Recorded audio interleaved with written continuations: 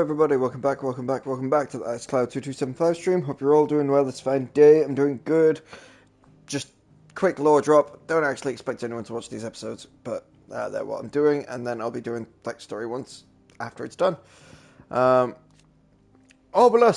a friend of Otto's from his merchant seaman days, now serving as the ferry between the shores of Benirmer and Clive's Hadaway. Knowing him to be trustworthy, tight-lipped fellow, Otto invited him to join their cause after Sid's death, and he and his trusty skiff might help them build and operate their new hideaway in the lake.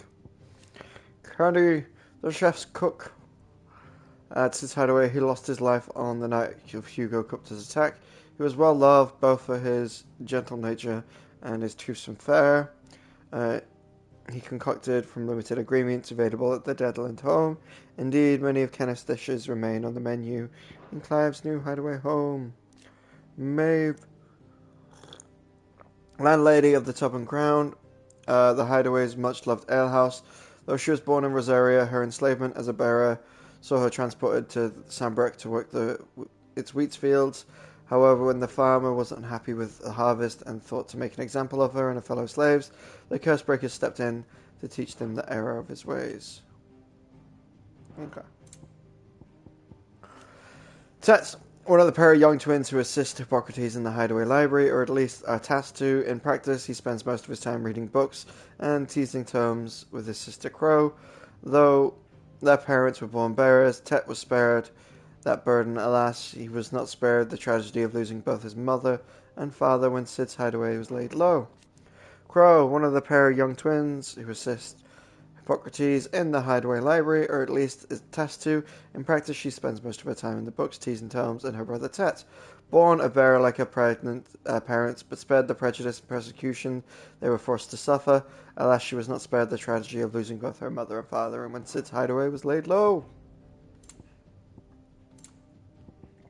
The mysterious watcher, scion of the lesser noble family of Documenta, tasked by Hugo Kupta to trace the whereabouts of Sid and the outlaw, the man that's believed to have slain Benedicta Harmon. His investigations lead him to Estepol, where he overhears Clive and Gav's conversation and follows them back to Sid's hideaway. Medicine Girl, an orphan who pays for bread by making and selling medicines. And Ultima, another worldly being that Clive encountered in the inner sanctum of Drake's head. He addressed Clive as Mythos before attempting to merge their consciousness. However, Clive was able to summon the will to resist the creature before Joshua returned from the dead to imprison him in a cage of flame that he sealed away in his own heart. Damn.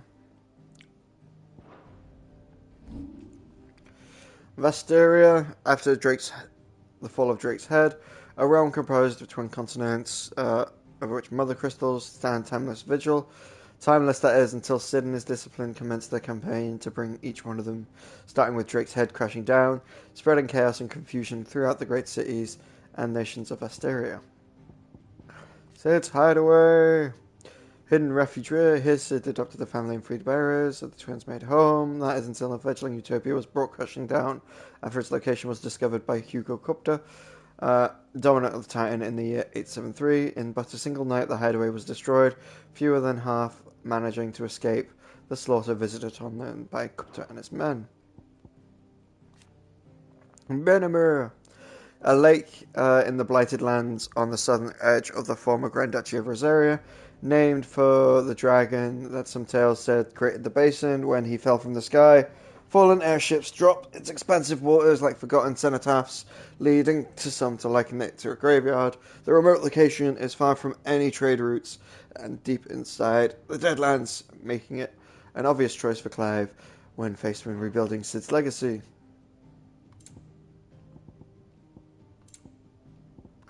Holy Empire, nation occupying. After suffering ignominy of Drake's head to an audacious assault by the outlaw Sid, the Empire set its sights on the mother crystal of its nearest neighbour, the crystalline Dominion. Sambrecht legions duly stormed the historically neutral territory and instilled the imperial capital at Twinside. A brazen act of conquest set shockwaves across this area and heightened the already considerable tension between the Empire and the Dominican Republic. Oriflame, capital no longer, former capital of the holy city of Sanbreque.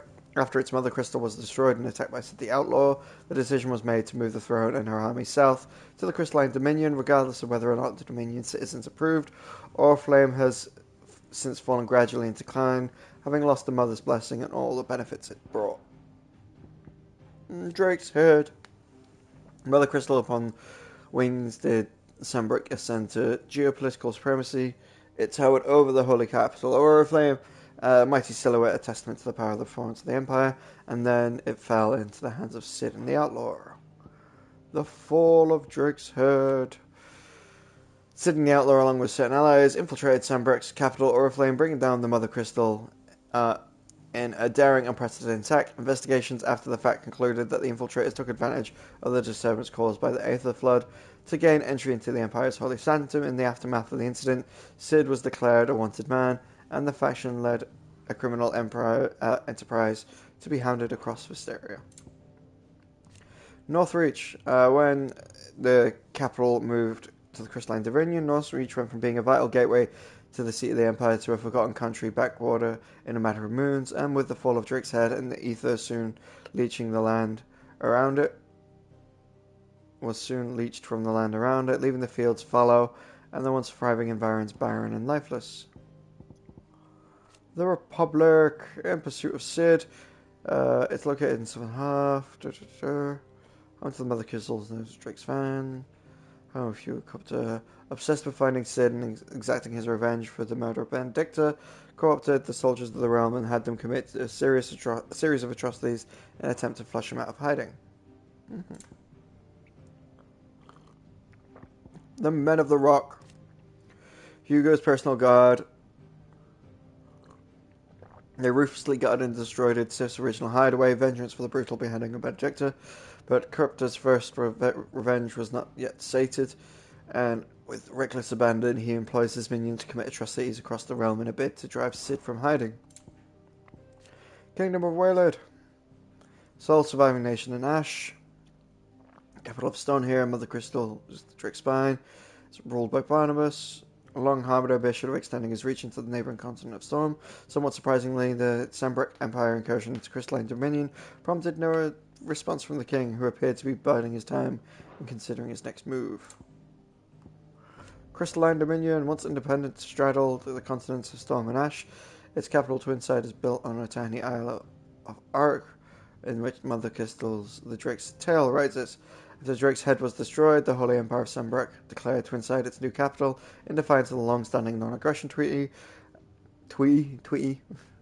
While controversial, the move carried out by Prince Dion and his knights dragoons proceeded mostly unopposed, largely due to the Dominion's lack of dominance of its own with it to intimidate the interlopers. Yeah, that happens when you don't have a magic newt in a magic newt fight. The Non-Aggression Treaty, a pact in which the land codified an agreement between the nations refraining from invading the Crystalline Dominion and laying claim to its mother crystal. The Dragon's Tail is both cemented the Dominion's position as the center of the world politics and placed checks on the abilities of key players to exploit its position. Alright. Mysteries of the Realm. Heart of the Mother Crystal, shining brightly convoluted of shards, sits the center of each Mother Crystal. When a heart shatters, so does the mountain around it. Since time immemorial, sanctuaries have been built around the hearts of the worship and protection of these irreplaceable treasures. Magic barriers. Some dominants have the ability to call upon part of their Echion power to summon a ward. A 9 impervious barrier. No magical matter can cross. However, maintenance requires continuous channel of Aether through the summoner's flesh, taking a heavy toll upon them. The larger the barrier, the greater the burden. The Inner Sanctum, sacred chambers in which the hearts of the Mother Crystals are enshrined, believed to have been created before the time of the Fallen. They retain a portentous air even now, long after mankind has forgotten their significance. An Aether Tolerance, the ability to resist the effects of ethereal exposure. This is higher in bearers and dominants, allowing them to survive concentrations of Aether that would turn any human who lacks their gift. Some animals, including chocobos, have a natural resistance to the effects of the Aether, but one of many reasons why the birds are so beloved across the twins. Priming again. Echion's Toll. The act of dominant transforming into the living flesh into that of the Echo and priming does not require a continual draw of aether. It's rather maintained by a constant channel of vast quantities of aether imbued in the dominant's own body. It's allowed dominants to remain primed even when they enter aetherless deadlands, but also results in the crystal's curse taking a heavy toll on them with every act of priming. Airship. Legend has it that the people of the Fallen once sailed through the skies in the bellies of their ships.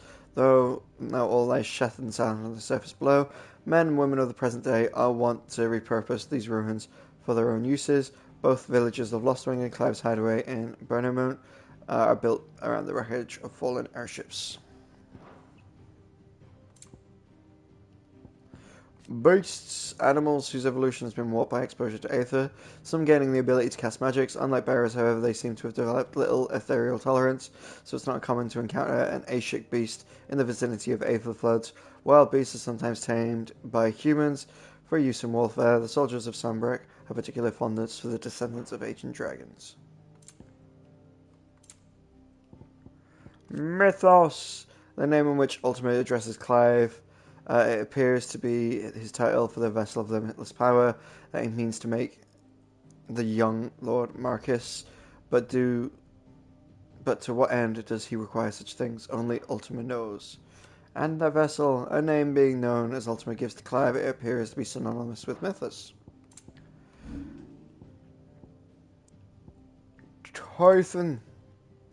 Seemingly drawn to the destruction of the heart of the dragon's head, Ultima emerged from a term reality wearing the skin of Typhon, a withered and wizard Colossus who drew Clive into the space between worlds wherein the ethereal entity might test his worth as a vessel.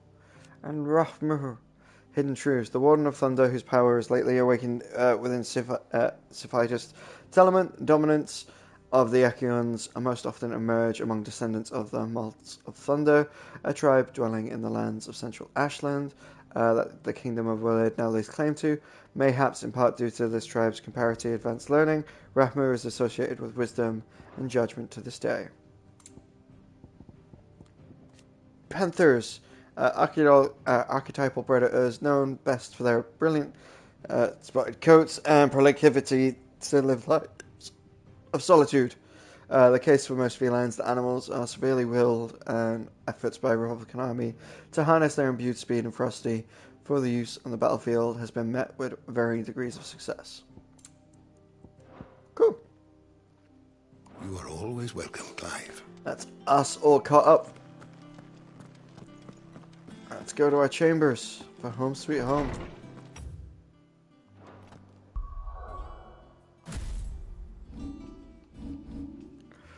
Journal, Home Sweet Home. Amidst the fallen dreams of people long faded, Clive and his friends strive to realize a new dream. A dream wherein people of all backgrounds, be they man, bearer, or dominant, can live in the terms of their own choosing. Said the outlaw, 5 years has come and gone since the fall of the Drake's Head, and the tragic death of Sid, the man who saved Clive and Jill from slavery, and changed their lives forever. In that time, Clive has taken his mentor's name and mantle of the outlaw, so he might continue Sid's legacy and see the chains struck from the realms downtrodden. Cool. No.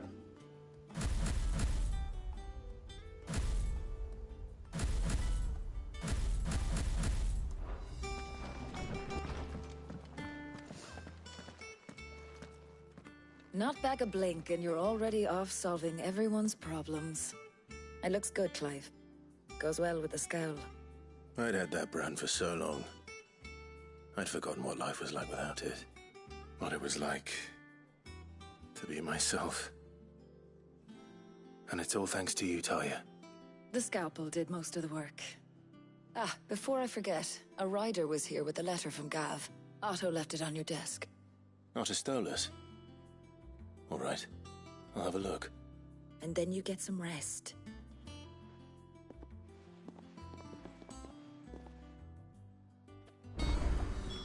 What could Gav have thought worthy of a letter?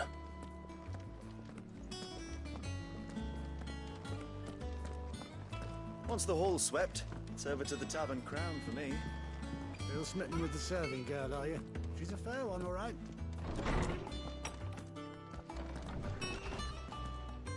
Otto was here earlier with a letter from Gav. He left it on your desk.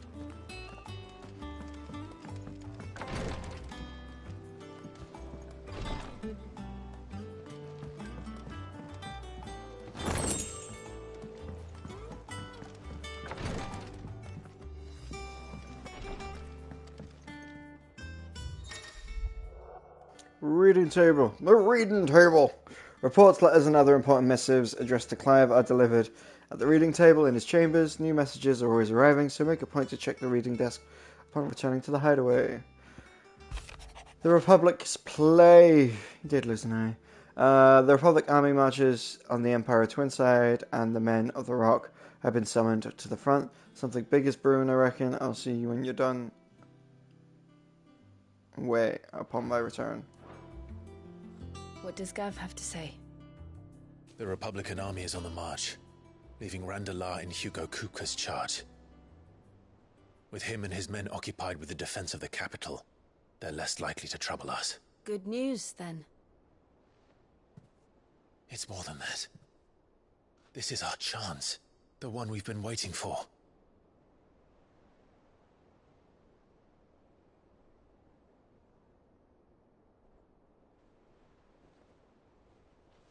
But look how far we've come. All that we have here, our friends, the hideaway, are they not cause for joy? 5 years. 5 long years. If I could only command this power I've been granted, we might have achieved so much more.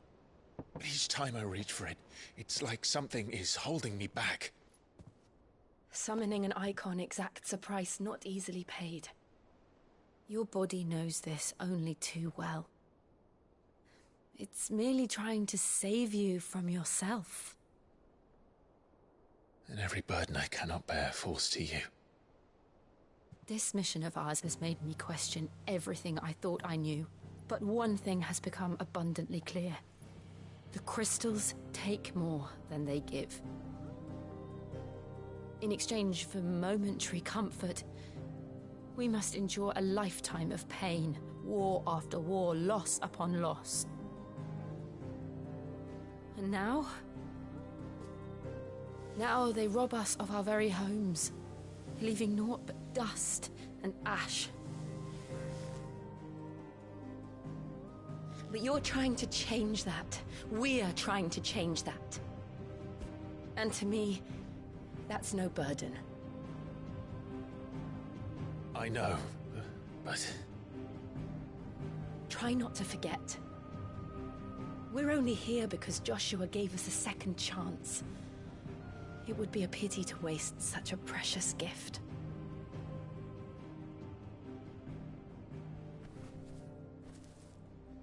He did. He was there. It wasn't an illusion. I heard him call out to Ultima.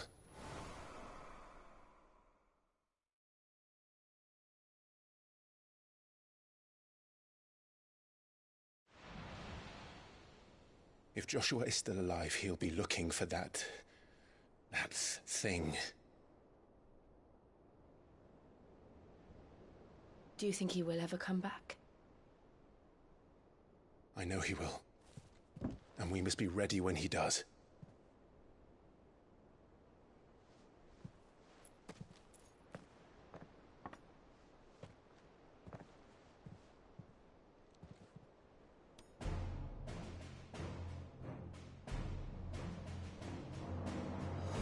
To a world without mother crystals. To Sid.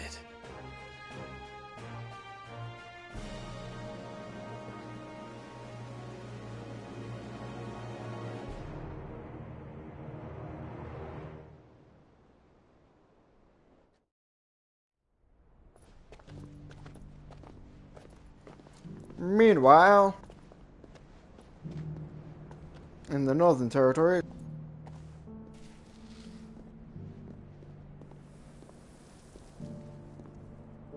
and so the North is lost. I knew that the Blight spread ever more swiftly, Your Grace. But this is far, far worse than any could have imagined. It is only a matter of time before the twins are no more.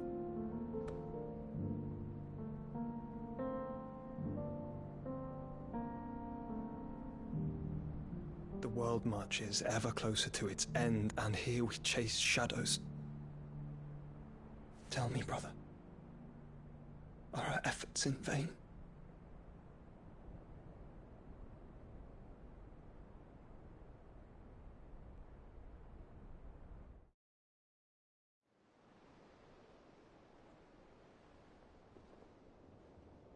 Master Clive, a moment, if you...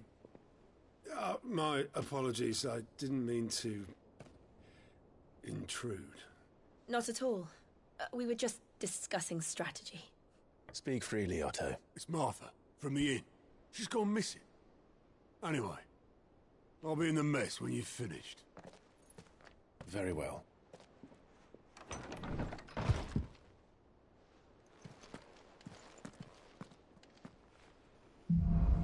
Let's go. The gathering storm. What would make Martha leave the rest? If something has happened to Martha, we need to speak with Otto.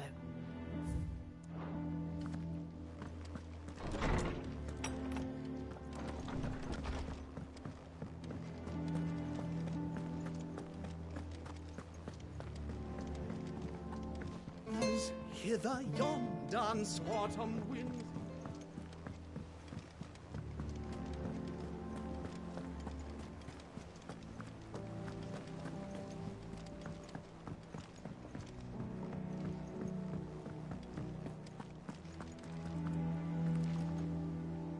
What do we know, Otto?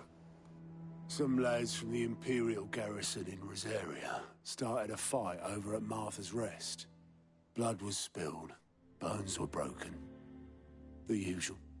But somewhere in the middle of it all, Martha vanished without a word to anyone. And that ain't like her, Clive. Something's not right. You think this was planned? Course it bloody was. Ever since Eastpool, the Empire's been tightening its grip round the Duchy's balls. They've strung up everyone who's ever set eyes on a runaway, claiming they're traitors to the Holy Throne, conspiring to restore the House of Rosfield to power. And now it sounds like the bastards have turned their attentions to the pallbearers meek enough to stay put. Naturally, old Martha could see the way the wind was blowing, complained that it was getting harder and harder to take bearers in. And now she's missing. If she's fallen into the hands of the Empire, we could be next. Couple of curse breakers are already on their way to the inn. They should speed up the search. But if this is as bad as I think it is, you might end up having to save their asses and all. Don't worry, Otto. I'll make sure everyone gets home safe.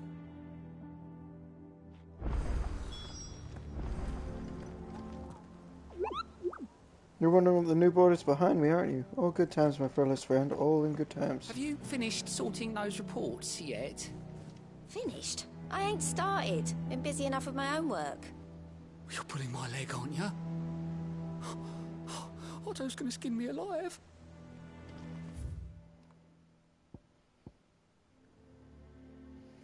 A chalk and ball. We got a new state of the world, have we? Martha is a survivor. We'll find her. And how may I assist you today? How may I help you today? One must understand one's place in the world. Yep.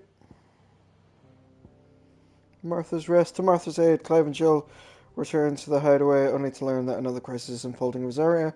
Fighting is broken out in the Martha's Rest, and in the confusion, Martha has disappeared. The two set out to the Imperial province to investigate. Of course.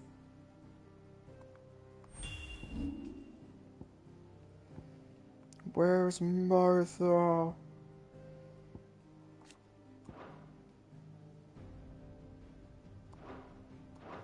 The state of the realm is ever-changing, Clive.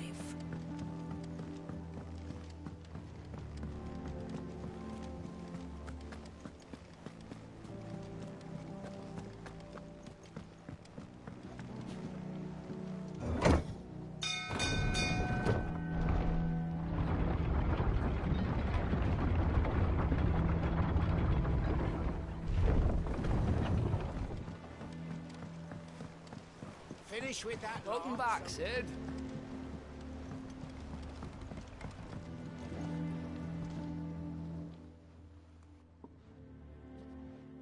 Damn blighted bilge. Is everything all right? Aside from the holes in my hull, everything's roses. The lake water doesn't agree with it, then?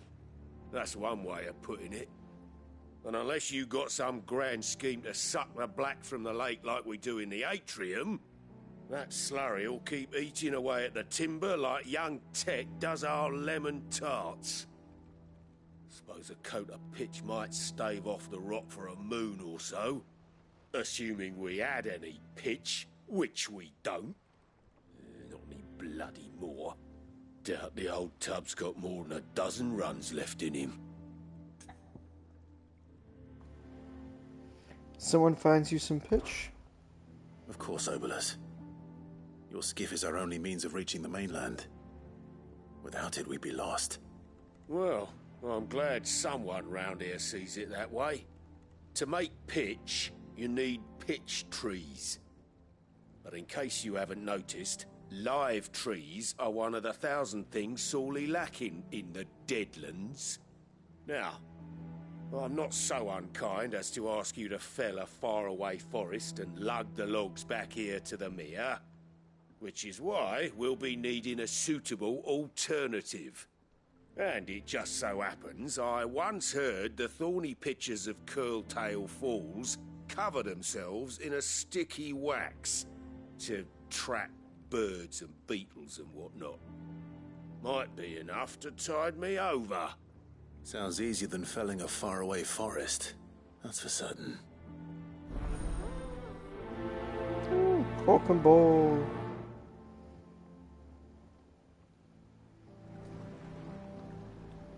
Slay thorny thistles at the Coroway Falls.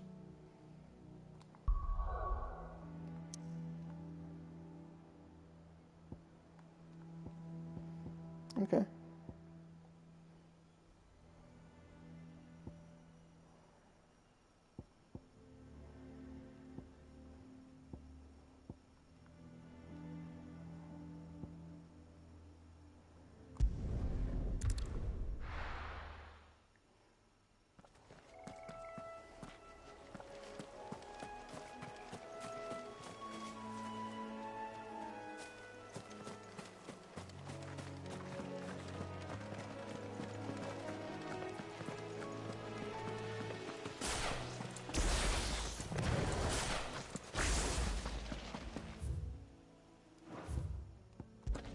Okay, that's the way back. Okay.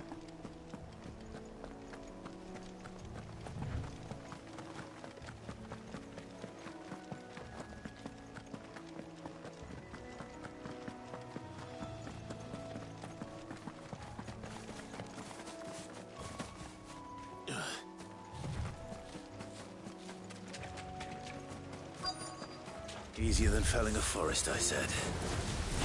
The trees don't have teeth.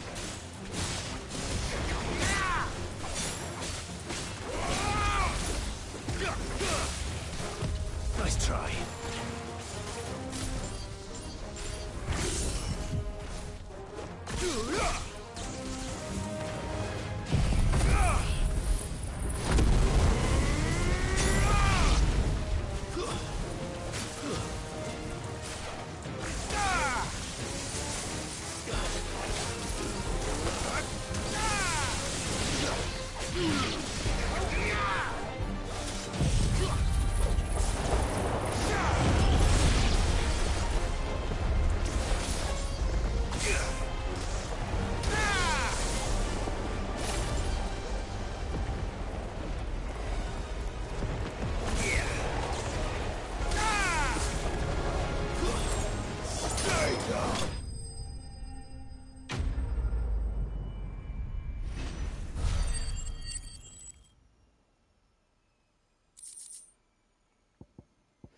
Pitcher of whack, a sticky substance found in the pitchers of the canaris plant which thrives in Rosaria's lowlands.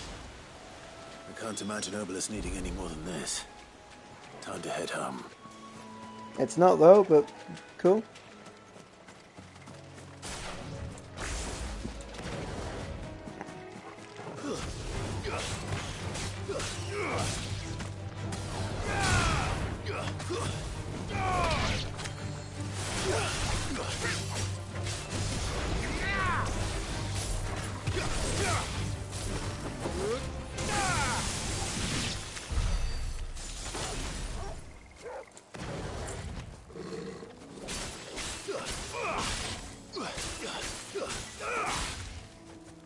Cool. So that works like that.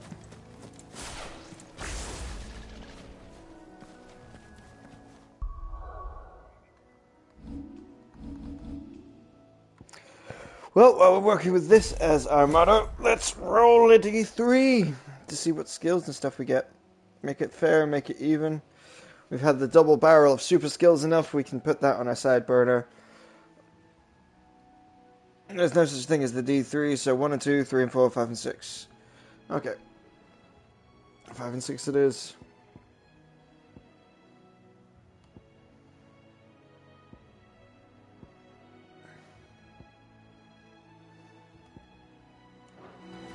A little bit of Ifrit. Oh, goodies. Let's go claim the goodies.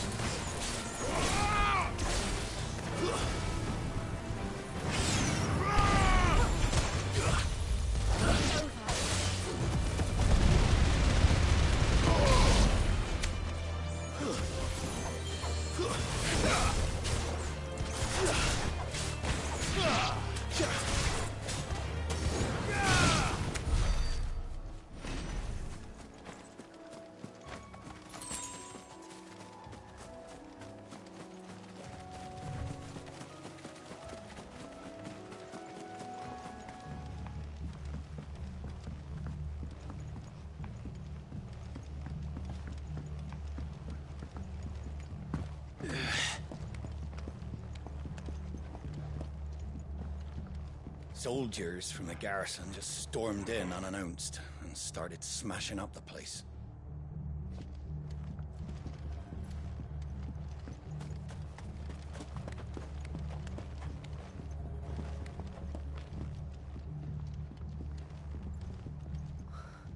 What happened here?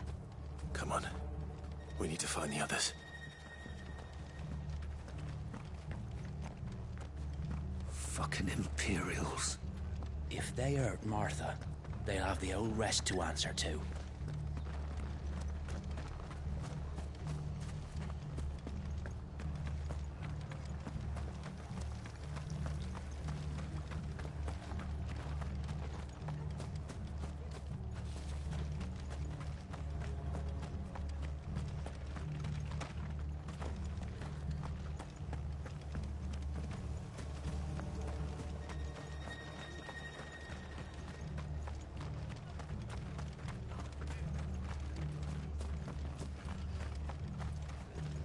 Are any of you hurt? No, they didn't come this way. I found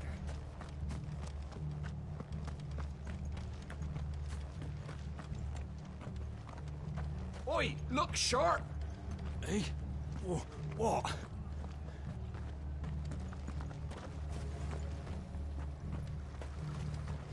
What are you after?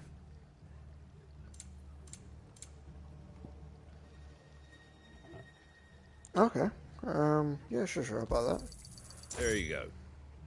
No.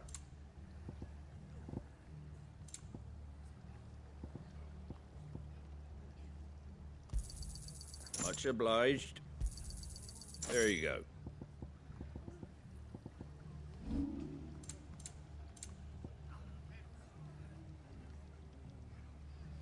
Alright, no, we can sell that, yep. I wanted one of those.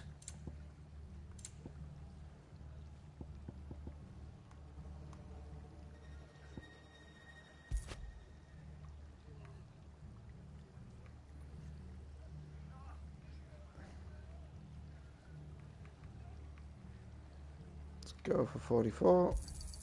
Is that everything? I wanted one of those.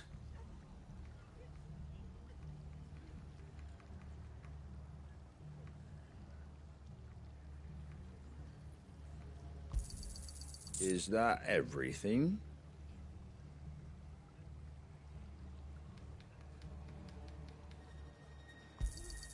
I wanted one of those.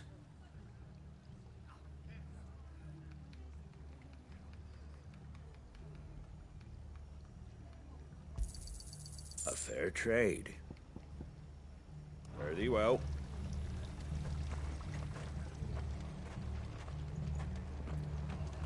Yeah, let's go down the front gate then.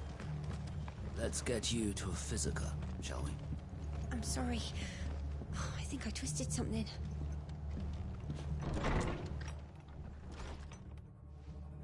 Sid? What said you'd be coming? I trust you don't mind.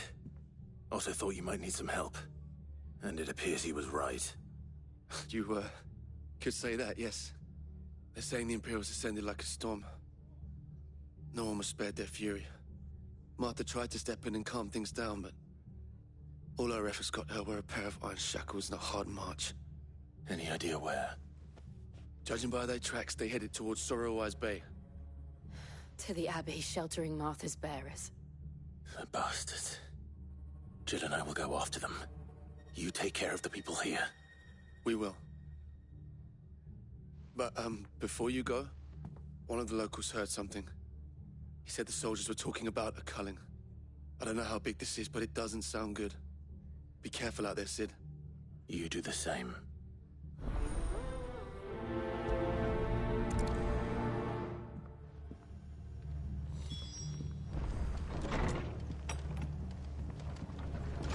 Cole is right. That was no tavern brawl. It was a message. But a culling? Bearers are the property of the Empire. The garrison wouldn't have the authority to act alone. The orders would have had to have come from higher up. And they called themselves our countrymen. Good to see you, Sid. The soldiers who did this are long gone, I'm afraid. We're doing what we can to treat the wounded.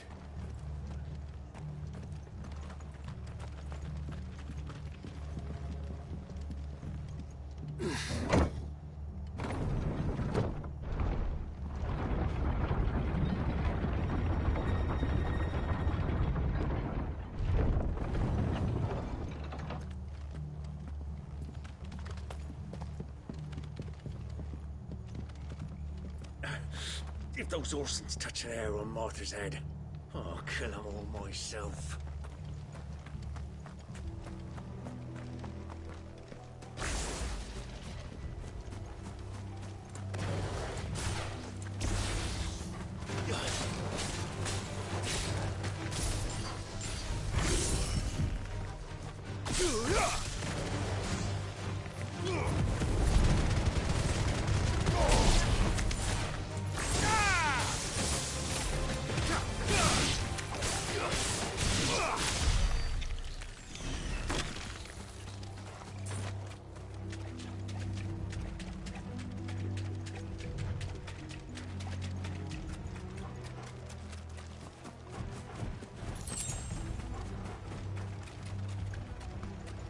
How about we just leave each other well enough alone? Girl.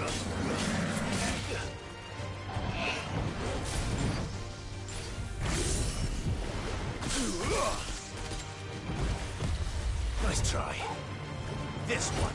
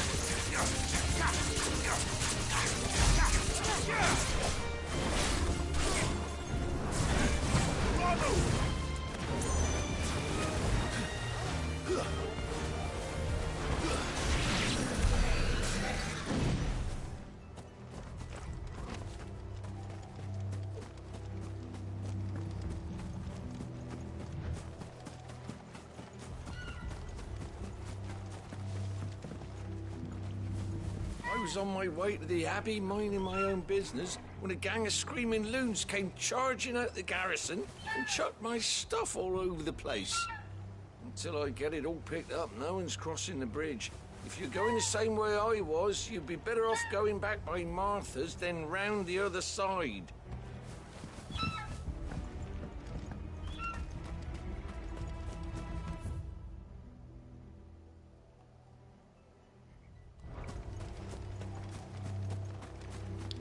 Well, okay then.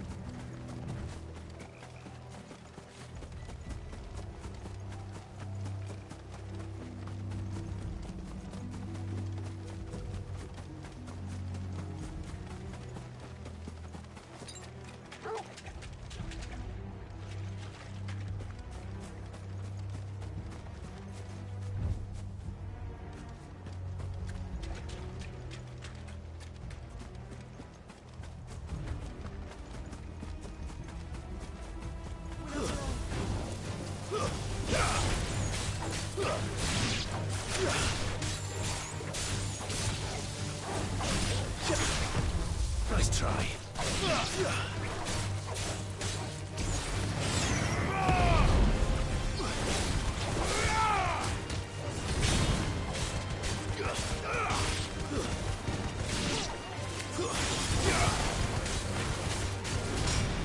It's over.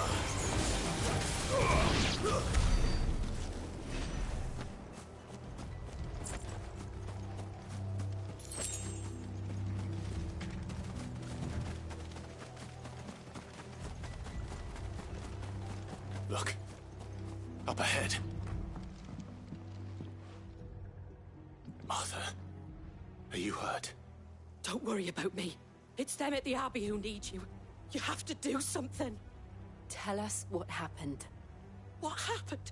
The damn Black Shields, that's what happened. The Black Shields? The bastards caught wind. The abbot and I were helping bearers. They were gonna hang us both. When the sick rose from their beds. Poor souls turned on the Imperials. Distracted them long enough for me to get away. Then they may still be alive. Martha, do you think you can make it back to the inn? Cole is there with the other curse breakers. I think so. Thank you, Clive.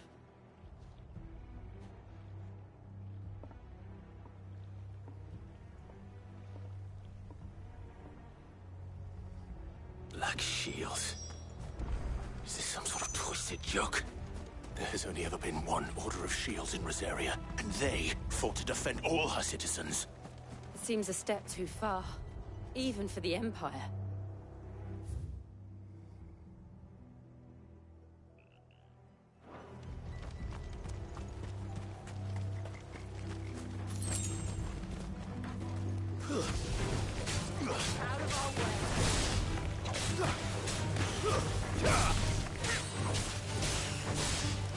Stay down!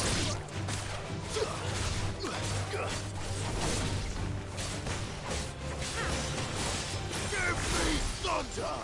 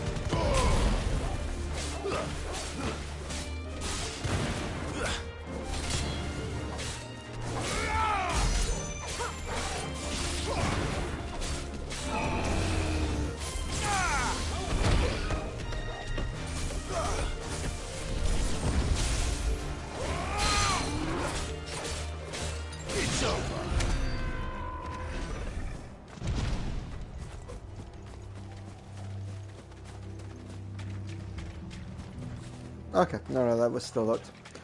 We just ended up killing that guy for fun then.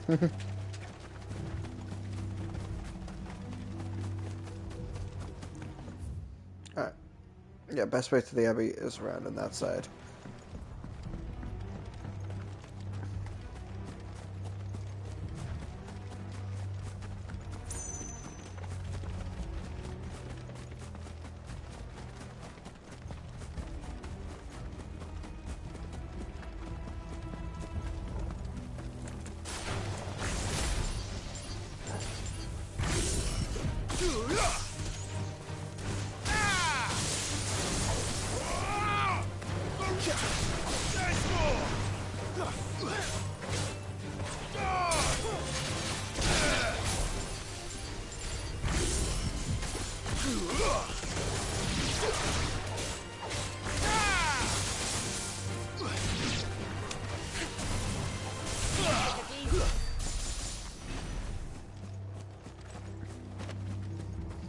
Alright, well, I'm going to end the stream here. Thanks very much for watching, guys. Do any likes, follows, comments, and subscribes that you may wish or want to do now or in the future. See, I really like this, apart from, like, the ultimate V-scrape. But, yeah, I'm going to have a break. I'll be back with you. One more stream for today, and then I'm going to be playing some games with friends. So that's for you on the Twitch. If you're watching on YouTube, years ahead of time, do what you want.